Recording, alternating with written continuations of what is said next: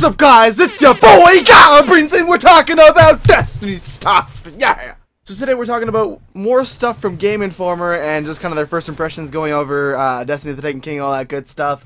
They recently actually dropped a legitimate first impressions article this time around, and it's pretty fascinating the amount of stuff they're adding, and it's a whole 5 pages of stuff that the guys at Game Informer essentially played through while playing the Taken King. And apparently Game Informer just had free reign on Destiny the Taken King. They were just allowed to play whatever they want, however long they wanted, just because it seemed like Bungie had that amount of confidence in themselves. They really wanted them to get out there and enjoy it and really get a feel for what the Taken King is, which is really awesome. So I'm going to briefly go over a couple of things that they did explain instead of you guys reading all the 5 pages, but I will post the link down in the description if you really would like to read it yourselves. And I highly recommend you would if you got the time to. It's got some cool stuff in there for sure. The first couple things they mentioned is how expansive the actual story is. Apparently it's actually just huge and it feels like an actual story for once, which is really nice.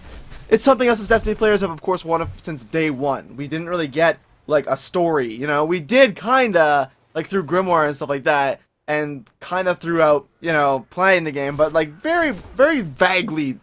We don't really understand what the fuck we're even doing half the time, you know, like, really, that's what it is. Just like Luke Smith mentioned in his interview. Yes, I understand that people don't understand what's happening in Destiny right now. We talked a little bit about how, of course, you know, they really put a reset on light levels, they put a reset on all this sort of gear and everything. Nowadays, apparently there's going to be actual, like, green gear and blue gear that drops that's actually going to be better than your current legendaries from year 1. They're really trying to push towards that level progression from 1 through 40, meaning that grind is going to be that much longer. Meaning, of course, yeah, you're going to have green and blue weapons that are actually better than your current weapons right now, because they want you to sit on those green and blue weapons a little bit longer than you would legendaries and probably exotics as well. So kind of cool once again, but at the same time, it's, you know, I'm still a little on the fence about that because I like what I've got right now, but there's nothing wrong with change. And as it's mentioned before, you know, Activision isn't new to these types of expansions. Think of like World of Warcraft, for example. When you're playing World of Warcraft and a new expansion comes out, of course, your gear is going to become obsolete to whatever else is new in that expansion.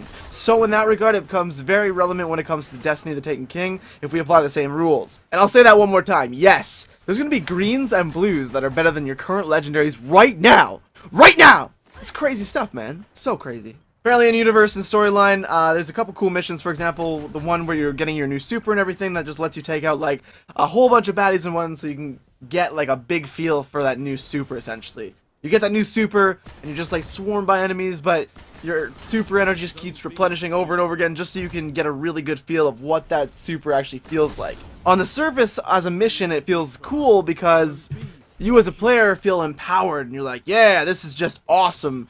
Unlimited super so I can kind of play around with it. So awesome. And as far as design goes, it's actually really smart of Bungie to do that because, once again, it's a lot of fun and really gets the player into knowing what they're using and playing as, you know? So it's pretty sweet. And as far as storyline and everything goes, Zavala and Eris and all the actual characters of the tower interact a lot more, apparently, and you are known as the Guardian that took down the Vault of Glass and brought down Crota, which is really cool. You are recognized. You are recognized in the tower. That's just awesome, so yeah.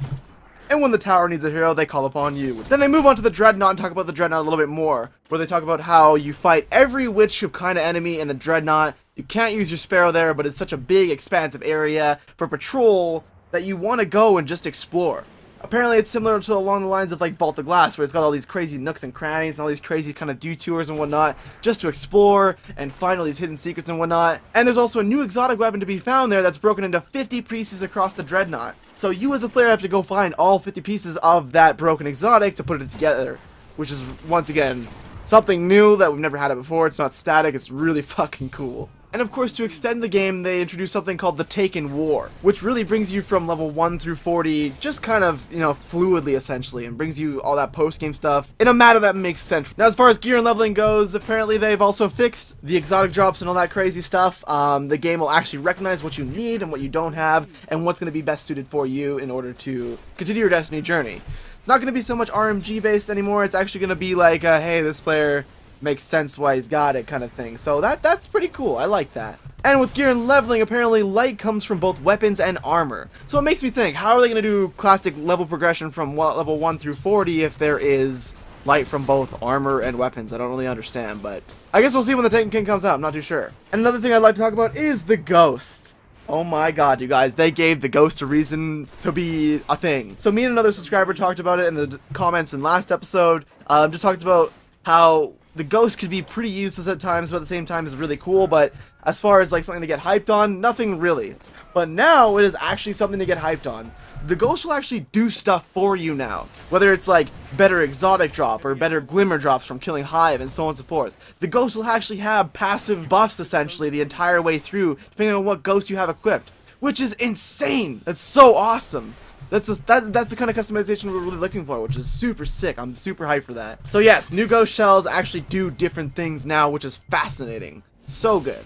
And not only did Ghost get an overhaul, the tower also got an overhaul as well by introducing a couple new vendors such as Banshee, who helps kick off your journey to find the Sleeper Simulate Exotic. It's a heavy fusion rifle that blasts and ricochets off walls like crazy. So think like the Hard Light, except with like 5 times the bounce count and just like shots everywhere all the time. Apparently it's supposed to be the competitor to Galahorn, which is pretty wild as well. And apparently he sends you off to go do a bunch of like missions and quests and whatnot to go do arms day and like arms testing and whatnot. So you test all this stuff in the field, you take it back to him, and then at some point in time in the week he sells you a wicked weapon for doing all that stuff, which is really awesome.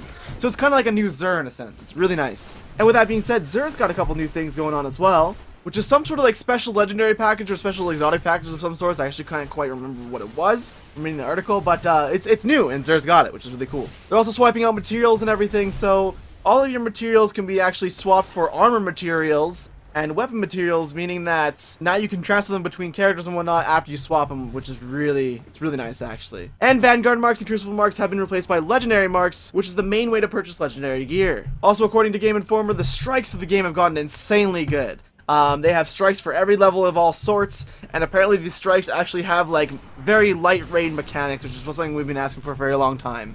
So these bosses that we've been fighting for so long are not bullet sponges anymore. They're actually, you can actually do some cool shit with them, which is really exciting as well. So I'm pretty hyped to see all this new strike mechanics and see, you know, what it's all about. And apparently, even if you matchmake with a random team and somebody doesn't do the right mechanics and whatnot, you can still get past it. It just takes a little bit longer because they kind of do turn into a bullet sponge. But having those mechanics in there is definitely important, and it definitely mixes things up, which is really nice. And as far as Crucible goes, they added a couple new Crucible game types such as Zone Control, Mayhem, and Rift. Rift just kind of like captures the flag. Mayhem is literally just all heavy ammo, which is nuts. And Zone Control is like King of the Hill, which is really cool. They just all have their different kind of twist on them, which is really awesome. And not only do they offer new Crucible stuff for, you know, just game types and whatnot, they also added new playlist bounties, Trials of Osiris bounties, weekly bounties, all that good stuff with huge rewards on top of Fire Team bounties. Oh my god, sounds awesome!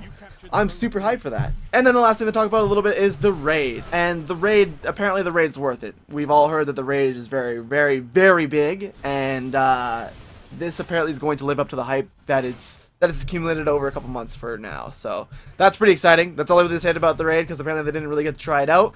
But according to Luke Smith, as he mentioned in his interview, the raid is huge, which is awesome. And then it comes down to value. These guys talked a little bit about how the Taken King might be worth 40 bucks, and I personally agree with them. 40 bucks for pretty much an entirely revamped game is definitely worth it. These guys have put in so much time in reworking the game and actually fitting it to what the community actually wants, which is something that's, you know, no developer's really done that, which is next level for sure. I like that a lot. Congrats to Bungie, and yeah, I mean, after reading all the articles and seeing all the hype, I definitely agree that this expansion is probably going to be worth 40 bucks, and it comes out September 15th, if you guys didn't already know. Oh, that was a lot to cover, but I just kind of briefly covered everything, and I gotta go. My ride is here. I am away for the weekend, guys. I apologize. I'm going on vacation. I'll be back probably Sunday. We'll upload something then. So with that all being said and done, as I usually say, drop a like for your boy Goblins if you enjoyed the video, and I'll be back here probably Sunday with more Destiny content. So take it easy, guys. Stay subscribed. Stay tuned. I'll talk to you guys later. Peace out! Destiny is going. Absolutely. Like, we want all the games to do that. Were Crota and Omegle a couple? Maybe? I don't know. Was she his consort? I don't remember. True Detective Season 2. Is The Taken King a better game than Halo 3? Ew. Pass. Alright, hold the phone for a second. What